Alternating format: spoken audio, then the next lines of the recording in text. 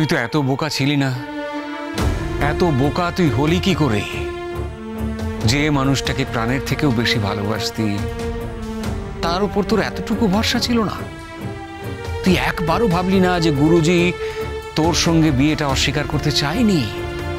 গুরুজি মনে মনে আজ অবধি তোকেই স্ত্রীর মর্যাদা দিয়েছে।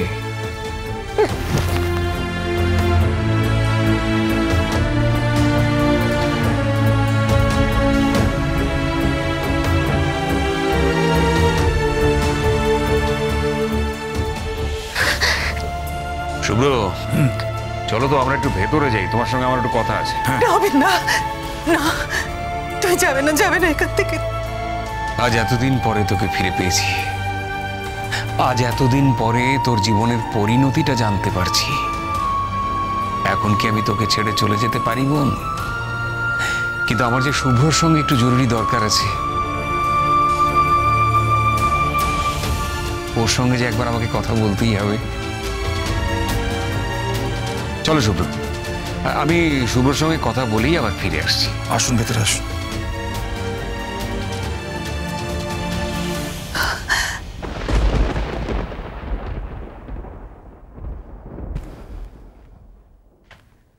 করছি। बरखा रुत बर हमारे,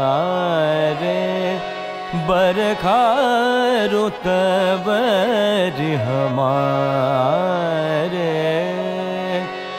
मास अखाड़ घटा घन गरजत, मास अखाड़ घटा घन गरजत, बिजु परदेस हमारे, बरखा रुत बर हमारे। কি চাই? এক কাপ ধোয়া ওঠা কফি, তাই তো? হ্যাঁ, মানে আমি কিছু না বলাতেও তুমি আমার মনের কথা কি করে বুঝে নাও, অবাক কিন্তু।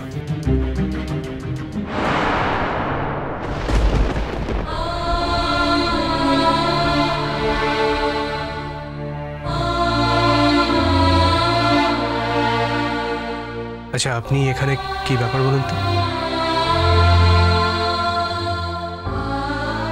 আর বলো না, আগের দিনের ব্যাপারটা নিয়ে ও খুব লজ্জায় পড়ে গেছিল, তাই অর্গানাইজারদের সাথে কন্ট্যাক্ট করে আমাদের বাড়িতে চলে আসে। আসলে ও খুব অভাবী, আর ওর স্বামীও মারা গেছে, তাই ওর কাজের খুব দরকার, আর তাই আমরা ওকে কাজে রেখে দিলাম। আচ্ছা, তো আপনি কি কাজ করবেন? আমি সংসারের সব কাজই পারি, ঘর পরিষ্কার করা, রান্না করা, কফি বানানো। বাহ, আপনি কফি বানাতে পারেন? আমি কিন্তু আবার কফি খেতে খুব ভালোবাসি। আচ্ছা, এই ব্যাপারটা ইন্টারেস্টিং, তাই না? যে মানুষটা ভালো গান গায় সে আবার ভালো কফিও বানায়।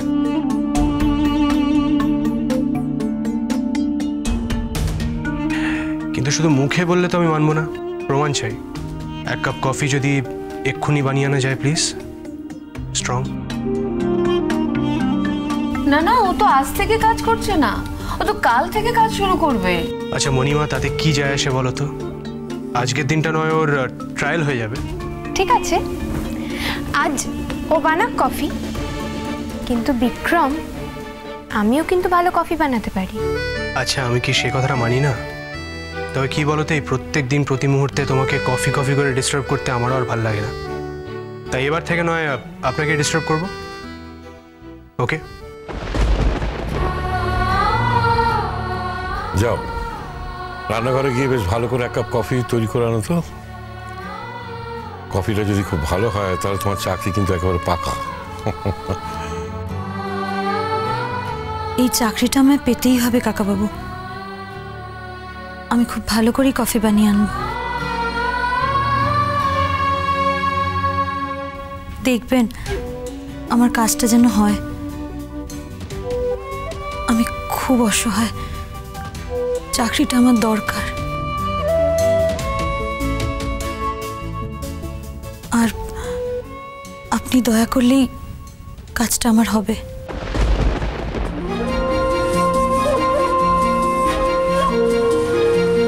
তিনটে নদীর একটা গল্প, মেঘ আলো ছায়া অল্প স্বল্প। তিনটে নদীর একটা গল্প, মেঘ আলো ছায়া অল্প স্বল্প। ইচ্ছেরা ডোবে ইচ্ছেরা ভাসে, নদী মিশে যায় অলিক আকাশে। ইচ্ছে নদী, ইচ্ছে নদী, ইচ্ছে নদী, ইচ্ছে নদী।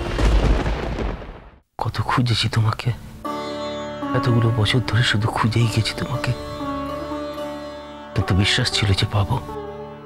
আর আজ তোমাকে সামনে পেয়ে মনে হচ্ছে যেন স্বপ্ন দেখছি। আমাদের সন্তান, তার খবর কিছু জানো? জানি, অনুমান করতে পারি, কিন্তু যেহেতু কোনো প্রমাণ নেই তাই দাবি করতে পারি না। এখনো পেরে ওঠিনি। আচ্ছা,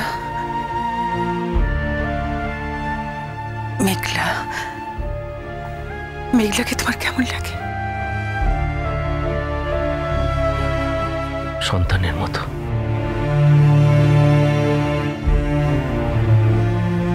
তোমার কেমন লাগে? আমার তো মনে হয় ওই মেঘলাই আমাদের সেই হারানো। থাক করছি, মনের কথা মনেই থাক। আমরা দুজনেই জানি আসল সত্যিটা কি, কিন্তু কোনো প্রমাণ তো দিতে পারবো না। তাই জন্য শুধু শুধু ওই মেয়েটার জীবনটাকে কেন জটিল করতে যাব? আমরা দুজন ওর জীবনে ছিলাম না, কিন্তু ঈশ্বর কৃপণ নন। ঈশ্বর মেঘলাকে পিতা দিয়েছে, আর ঈশ্বরের আশীর্বাদে এমন একজন পিতাও পেয়েছে যে আমিও কোনোদিন সেরকম পিতা হতে পারতাম না। তাহলে মেঘলাকে কোনোদিন আমরা সন্তান হিসেবে পাবো না? আল্লাহ চাইলে নিশ্চয়ই পাবো। ফিরে পাওয়ার জন্য যে কত সাধনা করতে হয় সেটা তো আমি আর তুমি আমাদের জীবন দিয়ে দেখলাম। তুমি দেখো, আল্লাহ চাইলেও নিশ্চয়ই তোমার কাছে ফিরে আসবে। সারা পৃথিবী উল্টো কথা বললেও উনি যে তোমার সামনে দাঁড়িয়ে বলবে যে আমি তোমাদের সন্তান, সেই দিনটার জন্য আমাদের অপেক্ষা করে থাকতে হবে। করছি আর কেঁদো না, আজকে থেকে তো আমাদের এক নতুন যাত্রাপথ শুরু।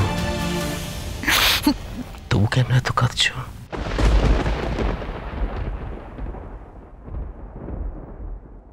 এতদিন ধরে অনেক চোখের জল জমা হয়েছিল গো, একদিনে তো তা বাষ্প হয়ে উড়ে যেতে পারে না, তাই কাঁদছি।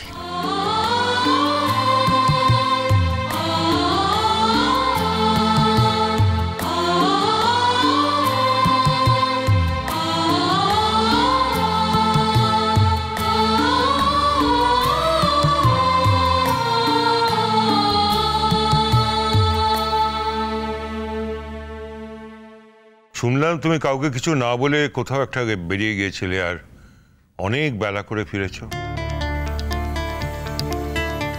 মেঘলা, তোমার হয়ে আমরা সকলে অনেক কথা বলি, তোমার জন্য কত লড়াই করেছি বলো তো।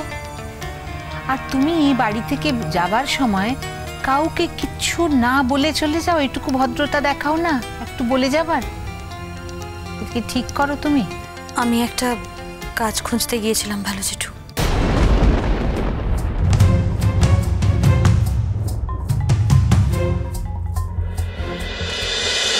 পিছে